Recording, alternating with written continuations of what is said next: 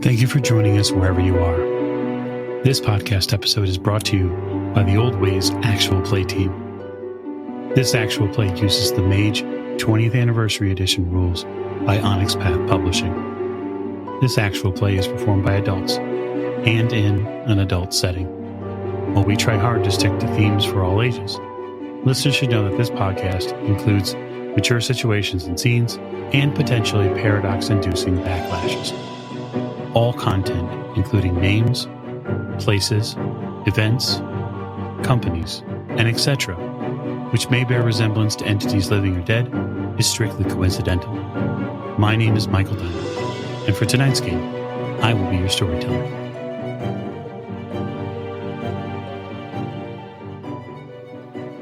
Thank you for joining us again in another episode of the Old Ways podcast. I am your storyteller Michael, and we return to our Mage, the Victorian Age game. And so we are pleasantly blessed with the presences of several of this epic table that I'm joined by. But before we get to introductions, I want to thank our listeners and our Patreon supporters. We couldn't do it without you. We truly, truly appreciate everything that you offer us in way of support, whether it's just sharing the show or backing it financially. If you'd like to check out what we offer, you can at patreon.com/theoldwayspodcast. We would truly appreciate it. And so we're going to begin introductions to the second portion here of our Mage, Victorian Age game. And we'll start with the player to my right. Hi, my name is Travis Legg. My pronouns are he, they, and I am a writer and developer for tabletop role-playing games. I also run them at twitch.tv/The Onyx Path and twitch.tv/Plastic Age Plays. Today I'm playing Marshall John North, whose pronouns are he, him, and he is a sorcerer tied loosely to the Arcanum. He doesn't necessarily see eye to eye with them and likes to be out in the world a little bit more than back at the chapter house in the library. So he's out and about in the world. You are a man of action, as they would say. Okay. And to our Marshals, right? Hello, I'm Keeper Murph, or Murph, from the Miskatonic University podcast. Tonight I will be playing Jamie. Absolutely. Absolutely. You can join me in supporting the Miskatonic University podcast at their Patreon page as well. So check them out. Promise we have a lot of fun. And to our cultists, right? Hi, this is Alex playing Xander Sands, the Conjurer, personal trainer and cast member of the Old Ways podcast. Indeed you are. And last but most certainly not least. This is Allie, and I am playing Llewellyn Masters, and I play Katerina Bogdanovich for the Old Ways podcast. That being said, we will raise the curtain tonight at a very special party. One might say a magnificent one. You were recently drawn to, for many different reasons, the World Exposition, the Chicago World's Fair, as some are calling it, of 1893. And this is the final day of the fair. It is October 30th. It is a beautifully crisp October evening. And for a multitude of reasons, you've been drawn in. Marshall, your quarry has arrived, as far as you are aware. You are hustling down those stairs to get over to the party. The doors have been flung wide, and the who's who of Chicago have begun to enter. And so it is at this point, then, we would engage directly with Jamie as the invitation process begins. So this is a fairly common process at parties. You're well aware of it. And although your fellow believers have not been able to produce an invitation for you, you are ultimately certain that it will not matter, because of course you were invited. The officiant at the front of the party, asks for your invitation, and you can see their eyes only widen further as they see the deep processional that is behind you. I mean, I'm going to follow what I normally would do, which is just go about my business. Like, I mean, there's a party. There's nothing special about this, for me at least. The officiant looks at you and says, of course. And he waves you through. So, Miss Masters, you're standing outside, just giving a surface thought sense of some of the gentlemen that are arriving when a enormous and eloquent stagecoach arrives, bathed in black and gold. It parks not too far from you to let out a man in his 50s, salt and pepper hair, beautiful gray top hat, gray overcoat, white shirt, black tie, and he steps out with a rather fancy silver-tipped cane. And when he steps out of the carriage, he steps out alone. And you get a direct sense that he feels like he should not be alone. That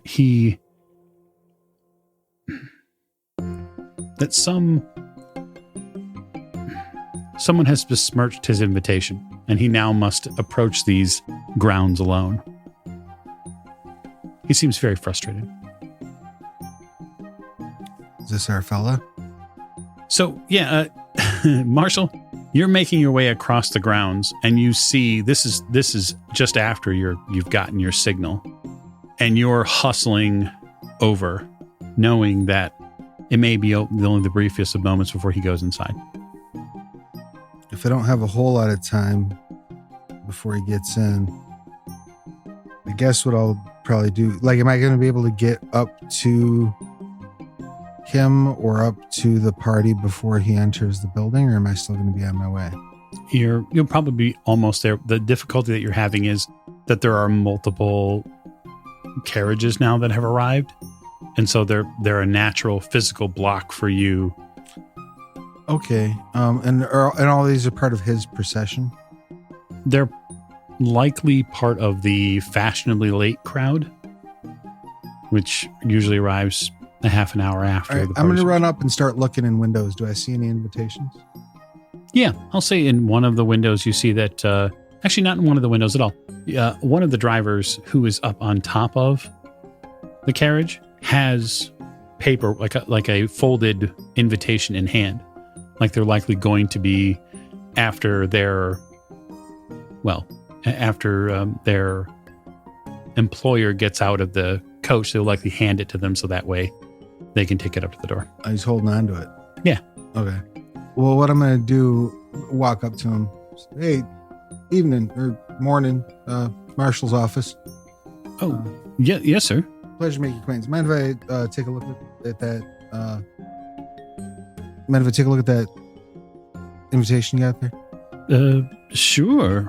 Thanks, appreciate it. I'm going to take a moment and look the invitation over and test the ink on it. Still, is it nice and dried? Oh, yeah. Good. Just kind of look it over. What I'm doing right now is familiarizing myself with it to get as much of it committed to memory as I can get. The feel, the texture of the paper, the smell of it, the texture of the ink on it. Mm-hmm. Once I've inspected it, I'll look it over and say, everything seems to be in order. Thank you so much for your cooperation. I appreciate it. He tips his hat to you. Of course, sir. And then I'm going to walk around back and conjure that invitation into my hand. Okay. So give us a conjuring roll then. All right. So I'm going to go ahead and take my time casting this spell since I have a minute. Mm-hmm. And because I've taken the time to familiarize with it, and because I rely on my firearms, what I'm going to do is I'm going to reach through the principles that connect the universe to itself and manifest the object that I have described into my holster.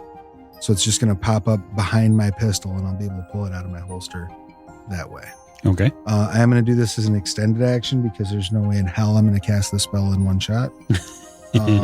So it'll take me a little time to put that together. Okay.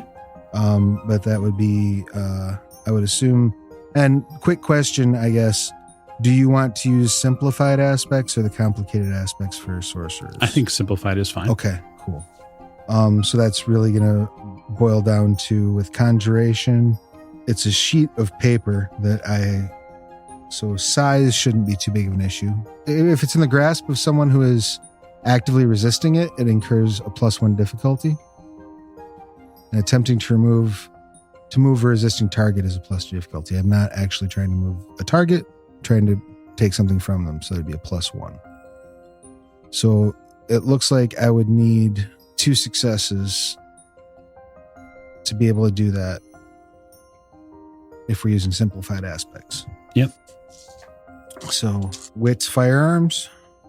Wits for the Arcanum, firearms for conjuration.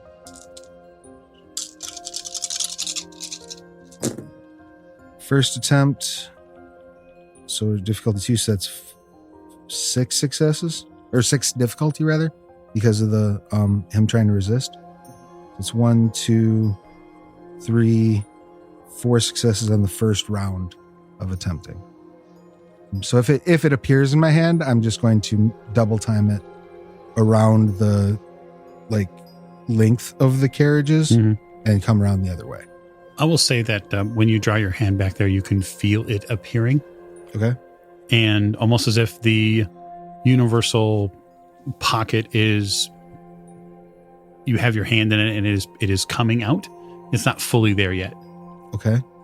I'll continue working the will as I move forward. Does this feel like a, just the natural resistance of the universe, or does this feel like someone is actively resisting? No, it feels like the natural resistance of the universe. Okay, cool. I'll continue if I can on the next round. Okay. Miss Masters, this gentleman in the gray coat steps over, and he is within, we'll say, reasonable social speaking distance from you, as he's finishing his readjustments after he gets out from the carriage. Marshall, give me the final roll for that. Excellent. That one's not as good, but still not too bad. I got 3 6s, so 3 successes. More than enough. You net 2. It takes a total of 5 to do it in the speed that you're asking it for. So after you get around the final edge of that carriage, you have the invitation in hand, and you watch as your target goes into the darkness of this event with a woman who did not step out of that carriage, as far as you know. Okay. With him. I don't recognize this woman at all. You do not. All right. I'll give really no time. I'm just gonna bounce up and be like, "Excuse me, I need to get in there. I know that you've got to keep an eye out for invitations and all, but also," and I show I show the 10. Yeah, they don't really bother you when you show a marshal's badge. The first thing I ask is there a problem? No, not at all. Well, not yet. I'm hoping to prevent one. Oh, well, of course, right away. Thanks. The exposition itself inside this space is exceedingly dark, outside of a few smaller lamps that ring the outside walls. So imagine stepping into a big dark room, and then seeing, for lack of a better term, scaffolding and I-beams that make small hallways that ring a central court or a central stage area. And all along the inside, there are the underpinnings of pipes and machinery. And they don't necessarily make a ton of sense to you visually, at least not without proper skills. If you're not the sort of science and or technology person, at least of era, this looks rather strange. The center portion is where most of the people here are resting at. They're standing, and there's a single spotlight that drapes the main stage here with a ghostly, dim spotlight. It's about 10 or so feet around. And as the last of the guests pile in, the doors shut. And you hear a series of brass instruments pick up. And a young man, probably no more than his early 30s, in a green coat, a hunter green coat, and a brown shirt underneath of it, and sort of a frazzled mop of hair steps onto the stage. From a wire that dangles down from the darkness, you see a sort of this cylindrical device on the end of it. And you hear his voice suddenly amplified around the space. And he says, Good evening. Thank you all for coming. There's a big, genuinely wide smile. You've come to see this magnificent machine. I do apologize. It should have been working far sooner. But no matter. The fair, of course, has been a great exposition for many technological advancements that have been made. And I just want you all to know how wonderful it is to see you and to have you here. So, if you'll permit me, I will begin the show. He sort of wipes his hands a bit and steps off stage, and thus out of the light. Are there folks around here doing stagehandi kind of work at this point? Is there movement that we can see, like behind the scenes at all? Maybe there's maybe a little bit of stagehand stuff going on. It seems that there's a crew that helps reel up this, I guess, megaphone that he had. Right. And there's a crew that deals with some of the lights, but there's no more than a handful of extra people. So I may try to sneak over, and I do want to keep an eye on as many of them as I can to kind of get a look. I want to see if they look like they're of the appropriate working age, for one thing. I would like to see if there's any signs of abuse in any of them that I can see. If there's anything remotely actionable, that I'm assuming there's not going to be anything so egregious that it's going to allow me to shut this thing down. But I do want to look and see if there's any signs so that I have something to draw from when I do finally convent. Sure. So the floor, the main floor just outside the stage, where where most of the guests have ring, and that include you, Miss Master, and your date, it begins to move up. It rises like a stage platform. We're all standing around?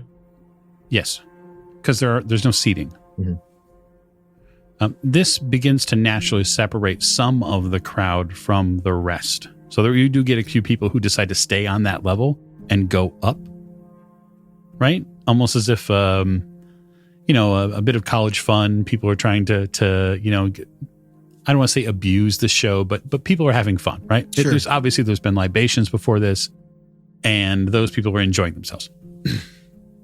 You get a fair amount of people in the crowd, too, that are a little unsettled by this. You begin to hear engines turn on. So this would be a sort of early age combustion engine. You start to hear that sort of sound, a little chunky motor. You get a puff of smoke in some of the air here. This doesn't seem so different than some of the engines that run the electric lights in other portions of the show. But there is a definite din now in the air with those engines going. And then there's a second spotlight.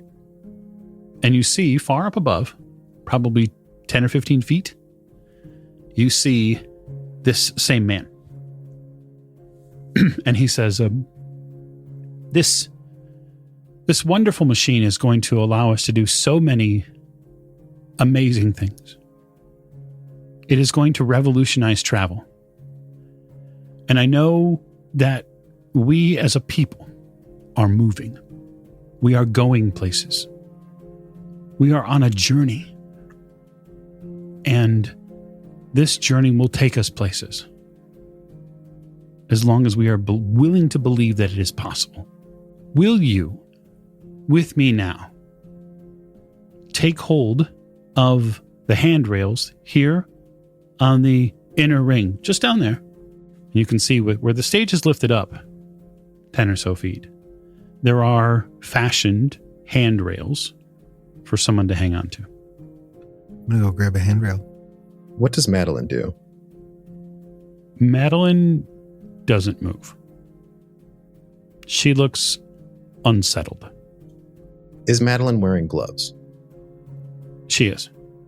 I'll scoot behind her, and I will reach kind of around and put my hand on the rail next to her, and I will kind of whisper to her, I'm sure it'll be fine. I hope so. There are a few more engines you hear start up. There's now several of them in the area. And again, it's not a small building. A few more lights click on far above. Smaller lights in a ring. And you see this man who you believe is Masterton. He hasn't actually introduced himself. He goes to a series of levers and begins one by one, very carefully pulling them down. And the churn of those engines nearby begins to clean out a little bit, meaning that the roughness leaves them, and you begin to get a sense that there isn't as much friction there anymore. They run a little cleaner. And there is a harmonizing hum on the lower level when that happens. When this starts, I will continue to reassure Madeline. I will say, the frauds who practice pseudoscience, you would think they'd be most afraid of scientists. Tragically, this isn't so. Many of the best can be fooled by such chicanery and even devote their lives to it. No, they're afraid of those most difficult to fool. And in this, the magician is unparalleled. And I'll put my hand next to hers on the rail so she knows I'm there and I know where she is. And then I want to know what the hell's going on. So I'm going to expand my senses into the area, and I want to see the machines as they're moving. The ones below us, the ones above us, the ones behind the curtain, the ones under the stage. I want to see them all. You're going to turn on correspondence sense. So I'm actually going to be using correspondence and matter and forces so that I can see what they're doing, how they're operating, where is the energy going, how is it flowing. I had a feeling I'm going to be meeting Alex's character here in a minute. Turning on those senses is relatively simple enough, although what you see is not so simple to understand.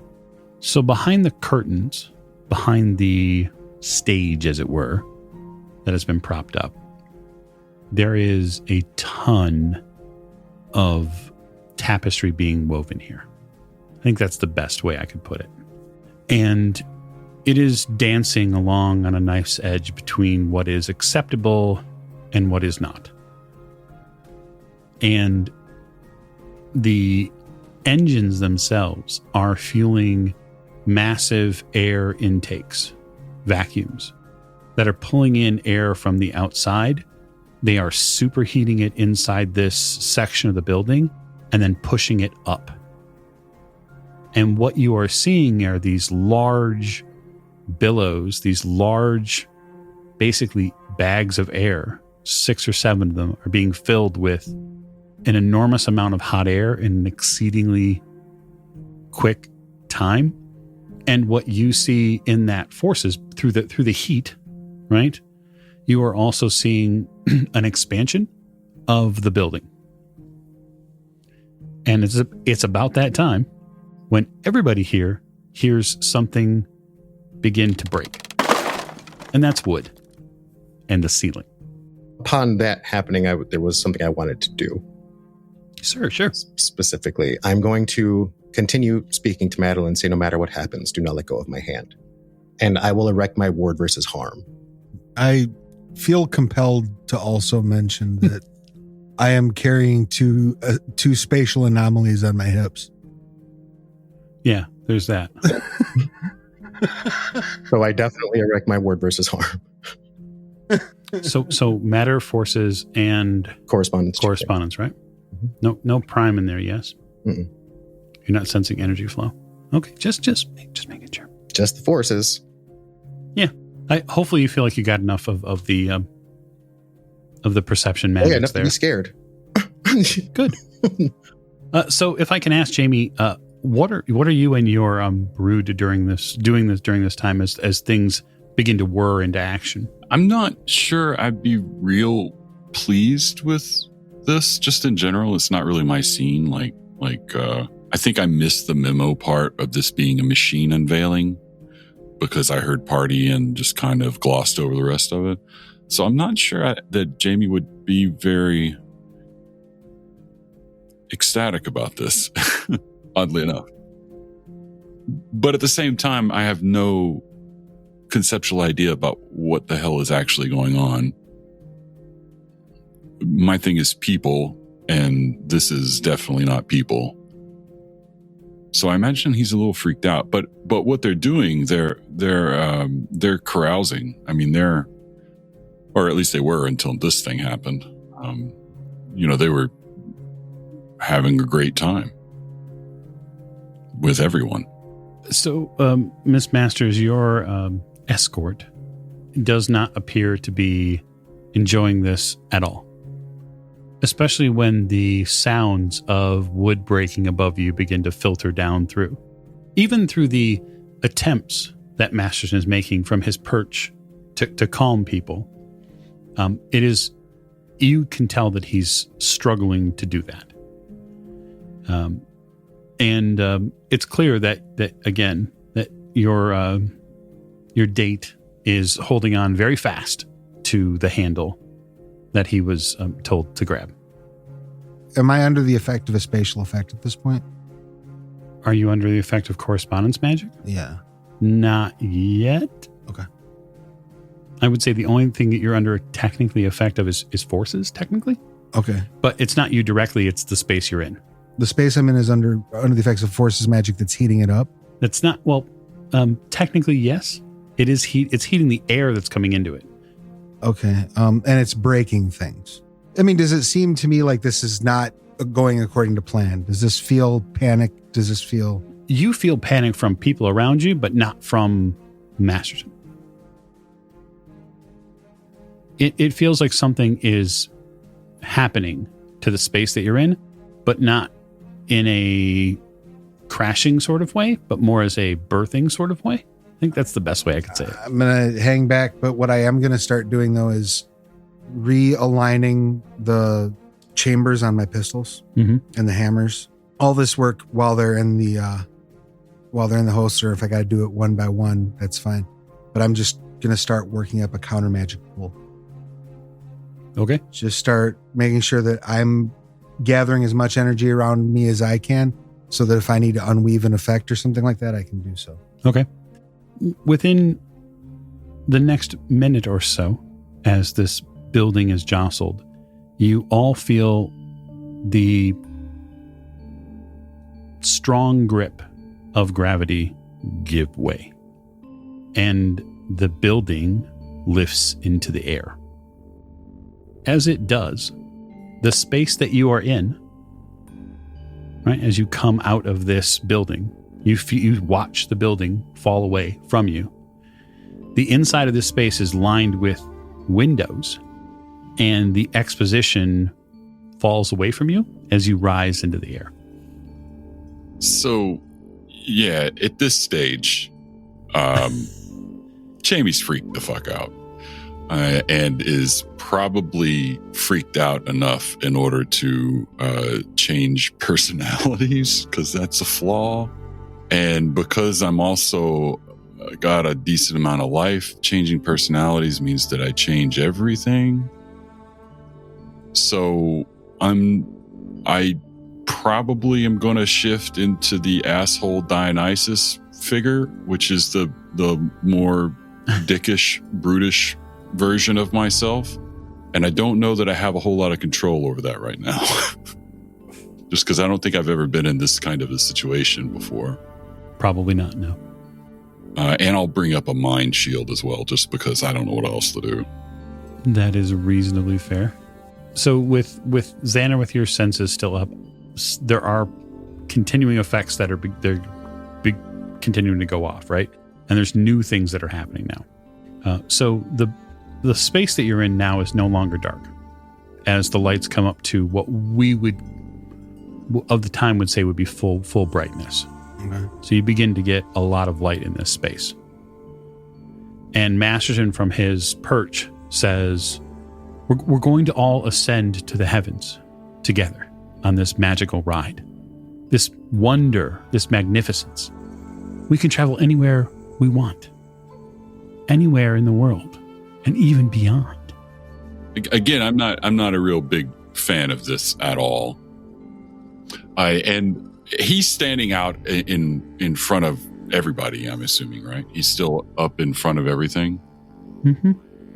Yeah, he's continuing to like pull levers and work mechanics as this airship, which is what you're assuming you're in. Well, you know what? When somebody's on their heels is the perfect time to start asking them questions. I'm going to walk over and say, U.S. Marshal John North, excuse me, sir, I got a couple questions for you. You're going to ask her date? Yeah. Oh, absolutely. Okay. Just walking right he up. turns. What questions? Yes, At a there's time like statements with that beg for an answer. Yeah, at a time like this, absolutely. I need to talk to you a little bit about your hiring practices. Hiring practices? It's part of the order here in the United States. It's part of making a profit. No, order changed. I don't know if you got the memo about that, but a couple of orders changed. And it's been a little while now, too. In fact, I don't know if you know, but news does travel slow. It took a little while for them to get on board down in Texas. But fact of the matter is your labor practices are strictly illegal. And you and I are going to need to have a pointed conversation about that. Well, we will have a conversation certainly after we get to ground with whatever's going on here. If you're a marshal, aren't you? Why don't you do some of your I don't know, police work here? Are you concerned? Are you worried that perhaps your grip's not as strong as you thought it might be on that? He looks a little I'm shaky. not even doing anything. I'm just... I have no magic to affect this whatsoever. You don't need it. Do the heights get to you? Is that the problem? He says, it's not the heights. No, of course not. It's, I would simply not like to be taken somewhere against my will. Oh, are you, okay, so you feel like you're losing some autonomy here. Well, of course I am. I'm in some sort of flying contraption. You are, and your date looks very unimpressed with your reaction to this. No offense. Marshal North, ma'am, forgive me. I'll be done in a minute. Well, Marshal, perhaps you should tend to some of the others who are looking almost as frightened as my escort. Oh, I forgive me if I gave you a mistaken impression that I give one entire damn about whether or not your date is frustrated or frightened. I do not, ma'am. I am here to... My concern is further for the rest of the people here. Perhaps with your authority, you should be trying to help calm them down. I look around. They're doing fine. So... They're most certainly not. Almost no one is looking fine now. By the way, just as this conversation has sort of barreled along, you realize that you're now hundreds of feet above Chicago. Yeah, that's not going to fly. And several people now are getting air sick. So I'm going to just march up to this guy like I own the place, because in my mind right now, I am a god. And so I'm just going to demand that he put us back down on the ground. But before I do that, I'm going to force him into a... force is a wrong word. I shouldn't use the word force in this game. I'm going to induce him into an ecstatic state by using probably mind 2 or 3 and life 2 or 3. Probably 3 and 3. Okay, so I guess this would be a good time to talk about your methodology, right? So all mages work within a paradigm. They have to have focuses and how they focus their will. And so I guess how would you go through this process of doing that? So the way that I typically do it is I do it through what's called the crazy wisdom. So, which I've been doing because I'm drunk, which is nice. But also I have a number of instruments. So right now I'm carrying a thyrsus or a a cane that looks like a thyrsus, which is just a staff with a pine cone on the top. And I also have a headband made out of what looks to be ivy wreaths, which is good enough for me. And those are kind of the instruments that I use, or at least some of them. There's a wine goblet as well that somebody hands me occasionally that gets used as well. But mainly what I'm trying to do is I influence people through pleasure. I don't really like inflicting a lot of pain, but I can induce enough pleasure to make you wish you were in pain, or inflict enough pleasure to make your pain pleasurable, however you want to look at it. And so that's kind of what my idea here is I'm not really mind controlling the guy, but I'm just going to make it so that everything that he feels is ecstatic. So like dosing him with ecstasy. I'm dosing him hardcore with MDMA. And I realize that that's probably vulgar as all hell. Oh, it's way worse than that, but continue. I mean, we're in a flying ship. But I'm in a flying ship. That's my thing. I'm in a flying ship and everything is going nuts. So I've got a little bit of leeway in my magic brain, at least. Also, I'm in a flying ship. So the issue with the flying ship, it's funny you bring that up, because the ship itself is sort of a very special place to Mr. Masters. And so it's sort of it's got all sorts of his juice in it, and it operates as his sanctum. And awesome. In such, your magics don't necessarily align with his paradigm. And so it's going to be a little harder for you to pull them off. And they're vulgar. Okay. Would I have realized that before I did this? That's a really good question. I mean, I would have, it seems like I would have known that this was some sort of sanctified space before I had stormed up there. I will give you this.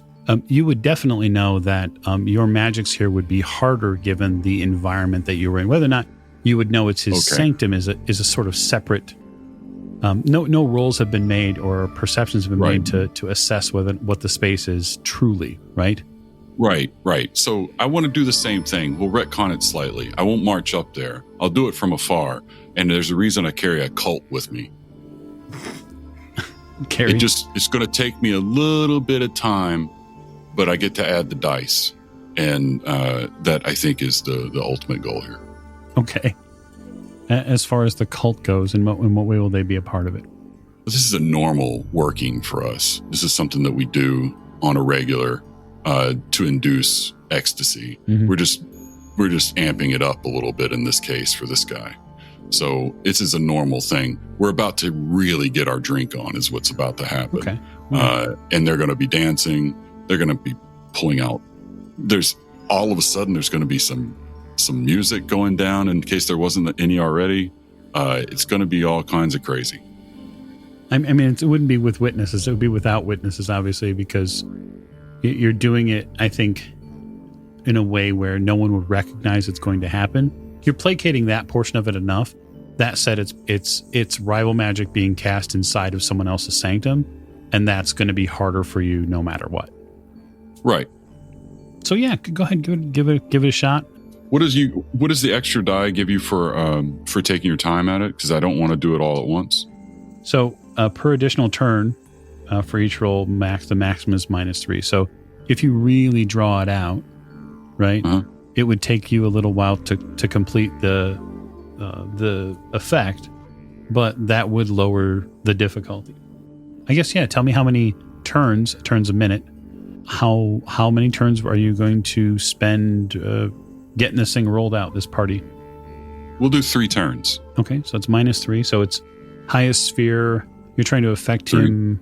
-3. So highest sphere +4. -3, life 3. Yeah. So 7. So 7 -3. -3. So that's 4. Difficulty 4. Okay. And it is vulgar without witnesses. Okay. So I'm rolling with my cult. So I'm rolling a number of dice here. Me too. Okay. I figured.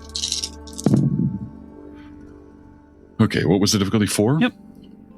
Okay. So that's 1, 2, 3, 4, 5, 6 successes. Okay.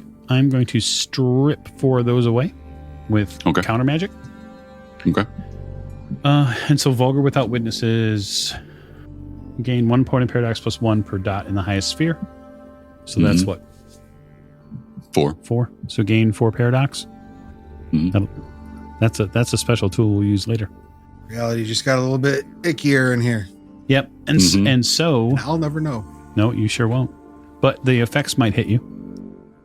So you begin to go through, you and your cult begin to go through a series of actions to perhaps tear his attention away into more interesting things, or at least tear it away from what's going on. You can feel the very patterned base reality in here. Probably many of you can feel it. Very structured reality that exists in this building. Fight back hard against what you're trying to do. Yeah, I am chaos all the way through. The difficult part for the room itself, though, is that there's so many people that would really rather not be afraid. They want to have a good time. And so the public, the gestalt here, begins to fight back against the pattern reality that exists here, too. And so over the next couple of minutes, as wine, women, and song begin to flood the area, many of the crowd dim their fears and begin to drink in a much more pleasant emotion being exuded by the cult of ecstasy here. I see this place ain't so bad. So about those work practices. Yes, Sander. While the party is kind of getting spun up, I just want to make sure, where is Madeline hasn't let go of my hand yet, I'm guessing. She is not. Okay. I don't know if we can let this continue. She turns to you. Why not? Look at the view.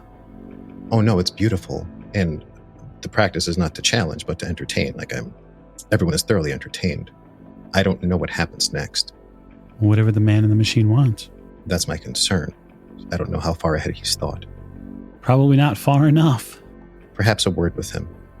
She nods. I tug her along. She comes along with.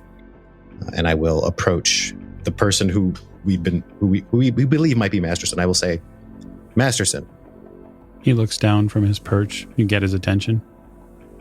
Oh, you made it. That's one way to put it. There's a lot of people here.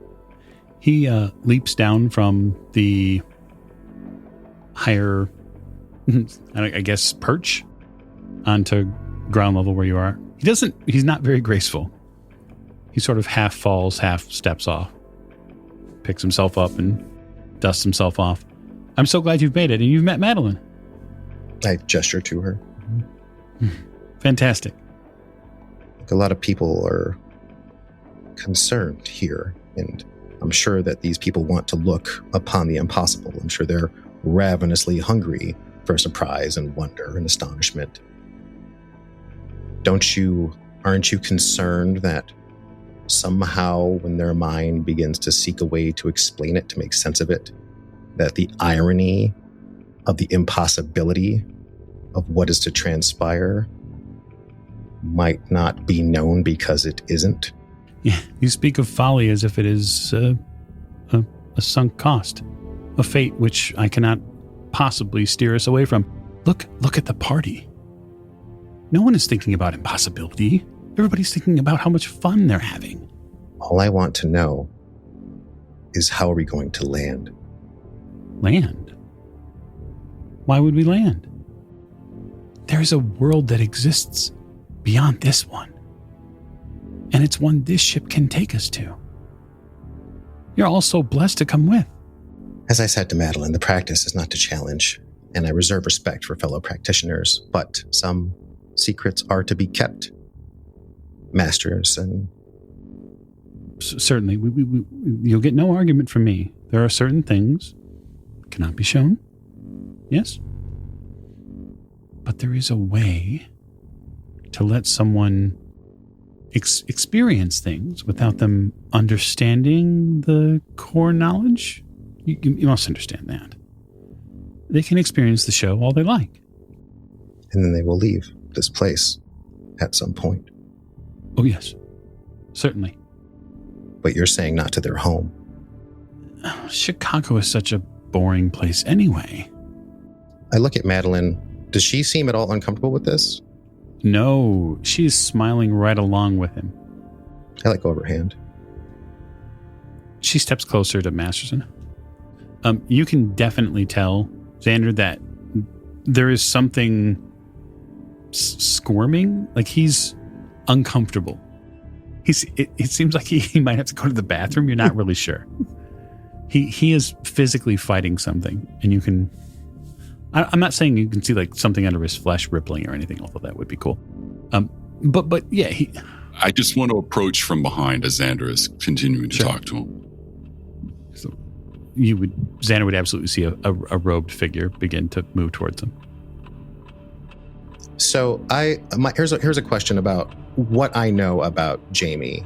At this point, if I'm familiar with Jamie as the ecstatic, you said that you changed your everything? Well, I have, yeah. I don't look the same. I look more masculine now than I did before. I'm a little bit taller. Same hair, though. Same eyes, but typically more filled out, more butch than I was earlier. Well, it would seem I'm not the only one with concerns. And I will look again at Madeline. Madeline gets very close to Masterson, and you can see that she's now trying to keep him on his feet, like keep him upright, as he begins to have these sort of convulsions, I guess is the best way to put it. Right. Yeah, it's going to go to overdrive too, man. He's struggling. I'm going to walk up behind him and to just kind of stroke the side of his face from behind and pull him around and then just kind of look longingly into his face and go in for the kiss. And at this point, I'd really like to roll carousing and charisma. Okay, sure. As a skill, yeah, because that's where this is what I'm good at, getting people to join the party. Sure. And since he's already affected, how much difficulty would this be? Oh, so it's probably difficulty 4. Really simple for you to do at this point. 8 successes, good? Yeah. Yeah, so he falls headlong into whatever embrace you offer. And his parting words to you, Xander, and to really anybody else in the immediate auditory area is, there's no way to stop the voyage now. Hang on for the ride. I'll look at Xander like, well, that's fun, isn't it? Did he say that loud enough that I heard it? You can make me a perception awareness roll. Sure. How's my, it's time to arrest this person coming along, by the way? I mean, you can physically arrest him if you'd like. Successes. Do I have enough to actually arrest him? I mean, as far as all of the court cases are concerned, yeah. I mean, he's essentially been... a warrant has been issued for his arrest, and that's what he's been dodging. Beautiful. In that case, I'm going to say, Miss, I didn't get your name. Luella Masters. Miss Masters, you'll have to forgive me. I have to arrest your date now. But if you don't mind, what I would like you to do could be very helpful in this situation is please attend him while I cuff him to this little handrail here, and then I need to land this thing, if you don't mind, okay? Well, if you know how to land it, good luck. I didn't say I know how. I pull both pistols. Well, first I cuff him, and then I pull both. When Masters says what he says to me, I will remove my jacket, and I will say, well, magic is the stunning art of surprising your audience so that nothing else surprises them. If you'll excuse me. I go to the levers. Okay. You go to the levers. And I hand Madeline my coat. She takes it. She looks a little useless at this point. In the sense that she doesn't know what can be done. With those 8 successes on carousing, can we grab Madeline up into that as well? Oh, absolutely. Yeah, without question. Let's do that. And whoever else happens to be standing anywhere near that I don't know, maybe, should probably come along with me. You bet. You probably have a good 10 people. Many of them seem to be Masterson's assistants. maybe a few of the people that have been working the machine at this point. Now, keep in mind, as this has gone on for a couple minutes now, the airship eventually reaches the altitude it's supposed to be at, which is probably about 500 or 600 feet by correspondence guess, I should say, for those of you who have it, off the ground. And so there is definitely a wonder to that if anybody is paying attention to the windows. As people of the era, you would not have ever been that high off the ground. Oh, I'm sure. Yeah, it's ooh and ah. Unless you can fly. Right, unless you can fly. Quick question. So I see him bounce over to the handles. Yeah, he is going up a short, basically a chain sort of stairway. He's climbing that to get to where it looks like Masterson was operating the ship at. Okay. I'm going to make my way over there as well because I would like to try to start unweaving this effect that has us flying. Okay. But first I am handcuffing her date and just being like, if you could hold him here, make sure it doesn't go too far. Do you want a gun? Sure. He's very trusting. Okay. Just hold this gun at him, and if he moves, shoot him in his leg. And I start... He looks aghast. You're a deputy.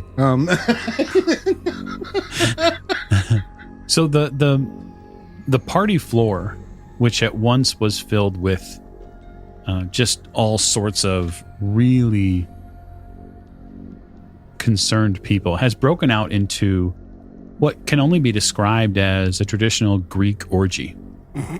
It's at this point many of the party guests are beginning to not only enjoy wine, but enjoy each other. And so the frivolity of excess wells up from within the crowd. And so that's our backdrop, plus the outstretched scenery of Chicago as you both begin to get to the controls of this. I'll duck anything that spurts as I make my way towards the lever. You're going to have to. So, Xander, these controls are complex. That is the easiest way to say it. I roll up my sleeves, loosen my collar, and I will seek to comprehend the fundamental things at work here. Regardless of the mechanisms at play and the levers that must be pulled, I'm going to grab onto a couple of the handles, and I would like to utilize... I'll use my Beyond Sight to begin tracking the oscillations of energy as they flow throughout this place, the forces at play. Where are they stemming from? How can they be headed off?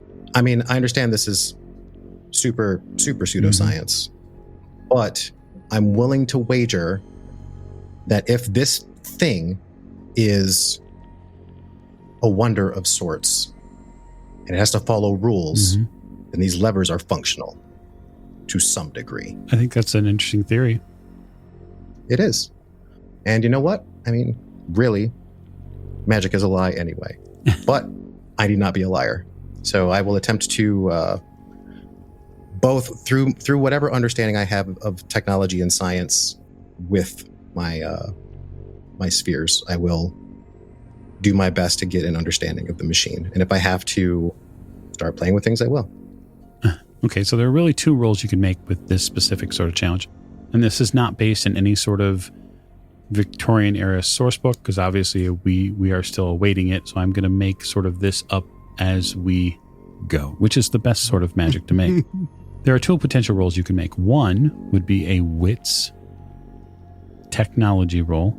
And keep in mind that technology, limited by era, would be a very difficult skill to obtain. The other one would be an intelligence and science roll. It would be much harder given the fact that the sciences that you're working with sort of belie any textbook, except in their very fundamental way.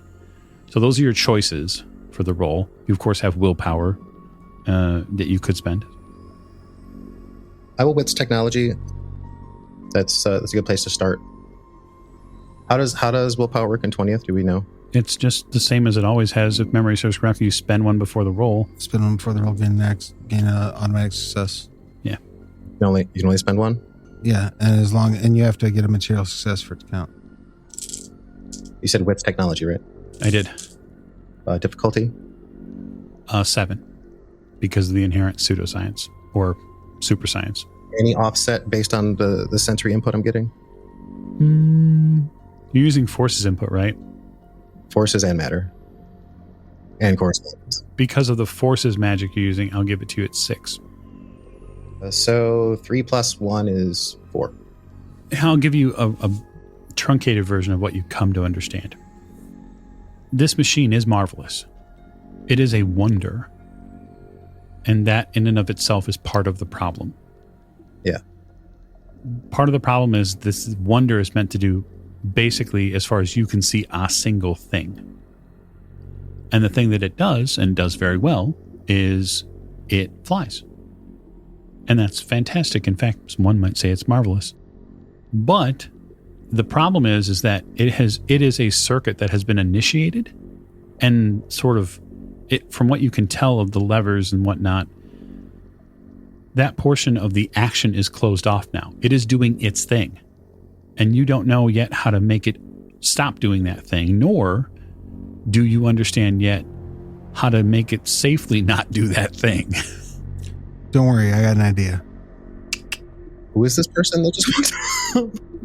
You have no idea. I'm going to say a quick prayer to Samuel Colt, and I'm going to... You did not just pray to Samuel Colt at this table. And I'm going to put a bullet directly in this machine and use that as an unweaving action for the magic. So you said it's using forces and correspondence are at play, right? They are at play, yes. So I have Conjuration and Hellfire. Okay. And this is, in fact, a machine, and I have enchantment. So I think that I think I'm able to make a argument that it's similar enough magic that my counter magic can affect it. The way that it works, the way that it describes in counter magic is unweaving applies when a magician finds an existing spell they want to remove from something or someone. Here they need to have the same path as the original caster for spells created through hedge magic, or else a path relevant to the sort of magic being unwoven. After choosing the relevant path, the hedge wizard makes the dice pool for the appropriate path at difficulty 8, and the caster can unweave the spell. This can be done as an extended action, so I could fire multiple rounds into this thing to take the effect apart. By default, a hedge magician can only use this on either other hedge magic or on true magic. Anything else you need to have RD data or lore for. So is this something that falls within either hedge magic or true magic? Yeah, it does. I guess my question to you, given that you know the Sorcerer Book a little bit better than I do, there are active countermeasures in play to keep the machine working. So what would happen is that active counter magic would go again. I would make the unweaving roll. It's just like counterspelling a counterspell. Yeah. I would make the unweaving roll, and then they would make their counter magic roll. Yep. They would take their successes from my unweaving. My unweaving would take successes from the original effect. Okay. So that's how the stack, I think, would roll out. I have something to say about firing a gun at this machine, though. So can you say it faster than I can pull a trigger? I will put my finger in the barrel of his gun. Yes, do it. Idea. What would you like to say? Don't do that. And I put my finger in the barrel of his gun. Do you want to land? What the hell are you doing? I don't want to crash. We won't. Trust me. What? No. Who the hell are you? U.S. Marshal John North. Please make your acquaintance. Now please stand aside. I will relieve him of his firearm. Oh, the hell he will. You're going to relieve him of his firearm, so you have said. Please tell the audience how you will do this. I will wrap my hand around his gun and then open it in front of him with like a golf ball in it. Oh, I'm going to let him. And then I'm going to wave the gun in his face. Okay. So Xander, please, you have to give me a roll.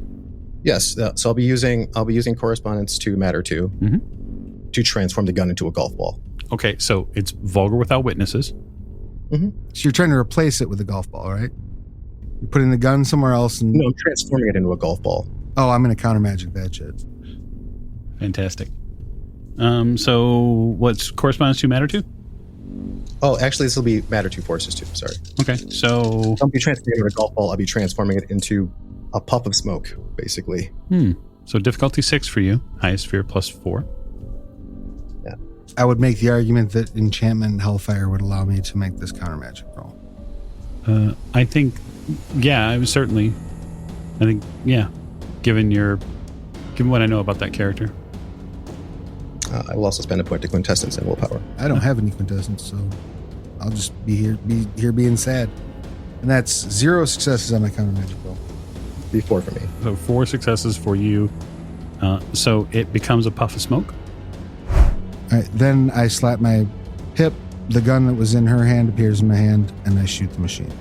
Okay.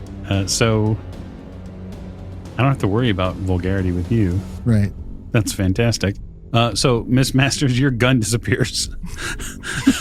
And there is a hearty yeehaw that comes from the area. You have no idea where that comes from. But suddenly the gun is gone. You sort of poof. I have a question. Yes.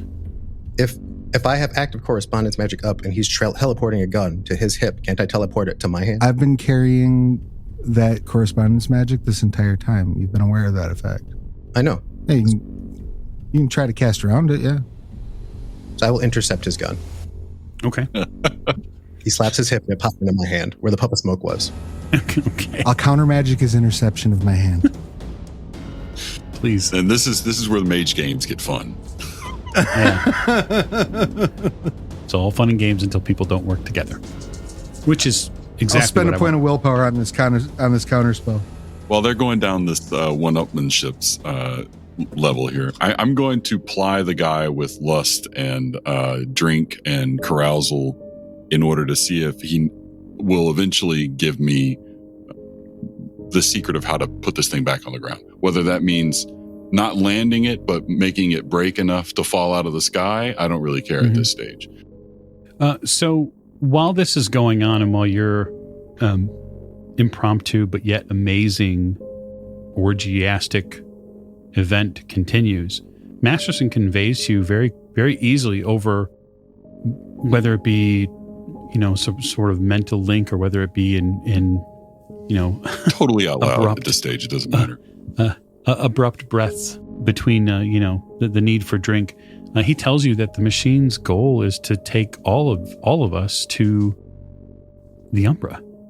We're going to watch the sunset in the Umbra. But if that's not something you're interested in, there's a way to de-energize the ship and land it. And that's what I'm after. Okay. Now, how do you do that? Yeah. So that's what we're going to roll to get, essentially, I guess. Yeah, go ahead. So rolling this would be, how do you want to do it? Manipulation? I think it's absolutely a manipulation, and it's not really even subterfuge, because you don't need to be.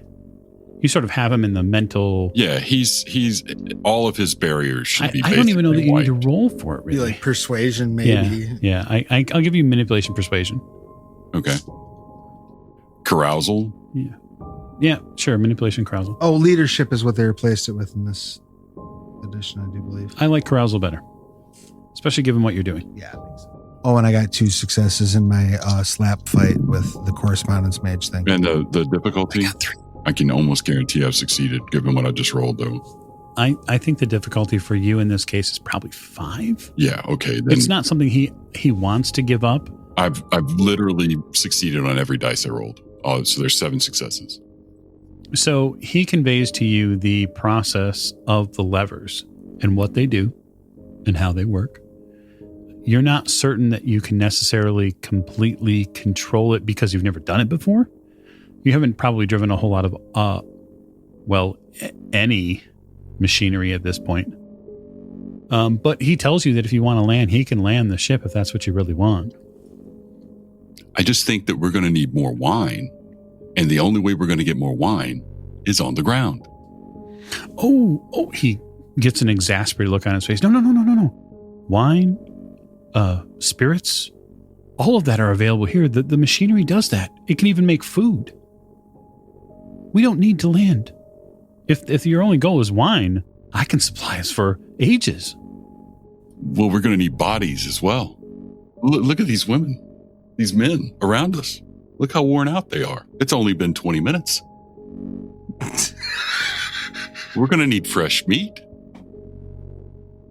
You make a compelling argument.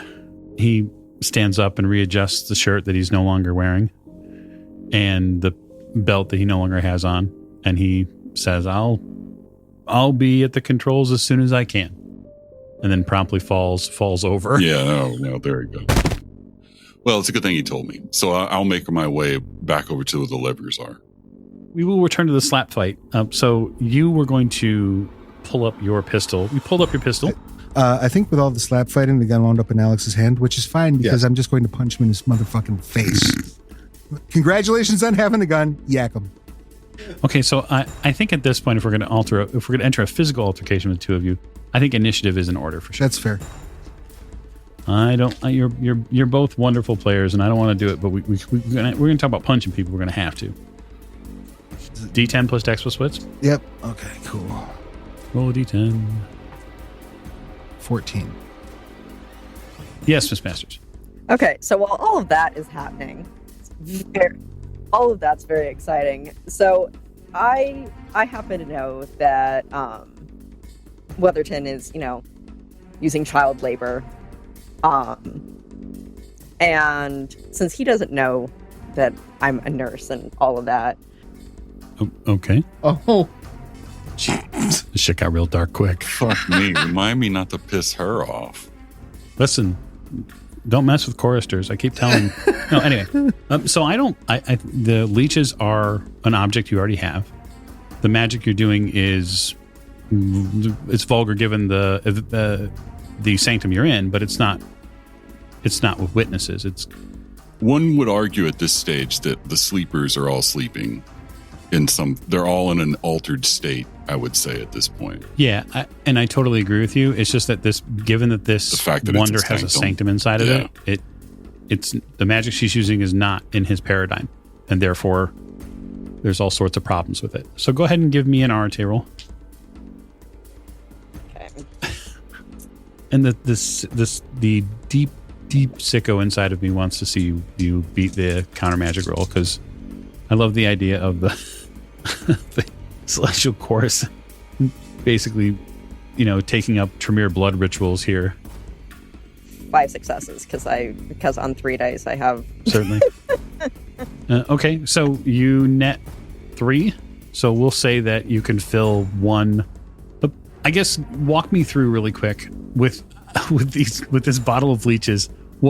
How are you placing them? How are you working this? Because I'd love to know for his sake what he has to react to. Since he's on the ground and he's handcuffed. Yeah. And while I originally had a gun, I don't anymore. I'm gonna put a couple leeches just on the back of his neck. Okay. And then basically turn them into super suckers. Yeah. Yeah, fair enough. He howls in pain. And if there weren't an orgy going on, somebody might fucking hear it. Okay, so initiative, Marshall. You're on 9. You're on a 9. I was on 13. Okay, so you will go first. Yeah, I'm just going to stick him in the face. Strength brawl. Okay. It's 1, 2, 3, 3 successes. All right. No, 4 successes. 4 successes. So that's what, Dex Athletics to dodge? I'm just going to let the ward take it. Oh, yeah, well, there's that. Oh, that pesky word that I'm going to automatically counterspell as I pass through. What's the ward rating? I have to roll it. Okay. So effectively, if I become the target of a spell that falls within my purview, I just get a free counter magic roll. It's one of the nice things about being a sorcerer. 1 success in the counter magic roll against the ward. Go ahead and roll it, Xander. So 5. Okay. So you cock back as swiftly as you can, because your target's fast. Sure. And you strike him. And when you strike him, you come up against a secondary field. You push slightly through it. But I'm gonna say the ward slows your fist down enough for him to sort of bullet time away from that real quick if he wants to. I'm going to say, Marshall, what are you doing? Landing this thing. I empty the bullets in my hand and I throw the gun into the crowd. Then use your head, not your gun. Why don't you look at those bullets, you dipstick? They're like Look marked at the bullet. with like angels' names and shit. So I'm going to walk up. This time I think I've changed again because I'm just that way. So now I look like my normal self. And, that guy over there told me how to move some of these things to put us back on the ground. Awesome. I would kiss you if I knew where your mouth has been. It's been all over, and actually, I have no problem, and I'll go ahead and kiss him. Because I'm just going to summon my gun back to my hand. You summon your gun back to your hand. Xander, you get kissed. And so what I'd like to know, Jamie, is are you going to attempt to land this ship? yes, I'm going to explain what he explained to me to these two jokers who they're obviously having issues, and be like, yeah, just calm down, guys. Like, it's chill. Like, have a glass of wine. Let's think about it. You know, we don't want to sit down on top of the lake. It's all good. Okay, so here's what I'd like to have happen if I could. And I hate to interrupt. I would like Jamie to make me an intelligence and an academics roll. Okay. Difficulty? We'll say 6, and then I'm going to have our two other party there. So the Marshall and Xander make a wits and sciences roll. Yeah, I can spend a willpower in order to get an automatic success. Is that how it works? Can have as provided you have a material success when you roll your dice. Yes, I would like to do that as well. Yeah, that's. And so what we're doing is Jamie's going to teach them what they heard, and we're going to see how well you pick up on. You said wits technology. Is there any way I can? I said wits science, but wits science, right? Sorry. Is there any way I can swap either occult or esoterica for that? not definitely not occult. What's esoterica cover? Esoterica covers like the actual application of like weird practices. So yeah, absolutely. like knowledge of like instead of knowing that Enochian is for talking to angels, you speak Enochian. Yes. Okay. Esoterica is fine with me. Cool. So, what was the difficulty? I'm sorry, I forgot. For you, it's what did I say? 6. Yeah. Okay, and 10s or 2s, right? They are. So 3 successes total. Okay. At 3 with my willpower. Okay. And then if I burned a willpower as well. So then is that a 4th success or? It is technically, yes. Okay, so 4. And so, Xander? I got 4 as well. Okay. So, provided the two of you are listening, which it seems to be, you've picked up on what they are trying to teach you in the moment in sort of their own strange way of how you might explain it. So since I passed that as well, and since they're very receptive to me speaking to them at the same time, I'm also going to do a little mind weaving on them because they're open and all barriers are down. And I have 0 counter magic against anything mental. Right. I mean, you already kissed me, so I'm pretty pliable. All right. At this So point. how are you planning on making them pliable then? Or what are you doing to them? Nothing terrible. I'm a happy guy, so I just want them to. I want them to love each other, and so we'll roll for that as well. Sure, go ahead. So that's mine 3. Actually, you know what? I'll do mine 3 and life 2, so that I can pump them full of dopamine and. Just get all their endorphins going, you know? Fantastic. Nice. Give us a roll. 10, 8, and a 3. So, yeah. Yeah, good enough. I like hug you. I'm like, I'm sorry I tried to punch you. Is a marshal not a magician who brings safety in darkness? So, Marshall and Xander, you realize very shortly thereafter it's going to take the two of you with these levers to properly get the craft back to where it needs to be.